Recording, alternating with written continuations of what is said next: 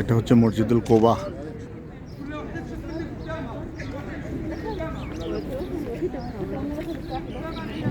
মসজিদুল কোবা, যারা মদিনা মুনাওয়ারাতে আসবেন তারা এই মসজিদুল কোবাতে এসে 2 রাকাত নফল নামাজ পড়তে হবে। এটা পড়লে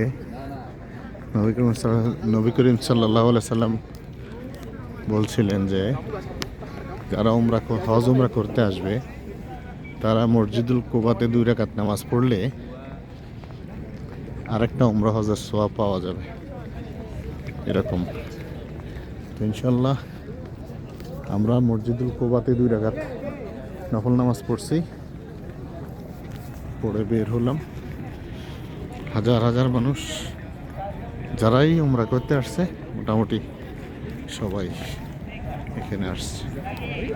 মসজিদুল কোবা মসজিদ, এটা মদিনা শরীফ থেকে মাত্র 3 থেকে 3.5 কিলোমিটার দূরে অবস্থিত, উহুদ পাহাড়ের পাদদেশে, এবং মদিনা শরীফ থেকে 3-3.5 কিলোমিটার দূরে মসজিদুল কোবা।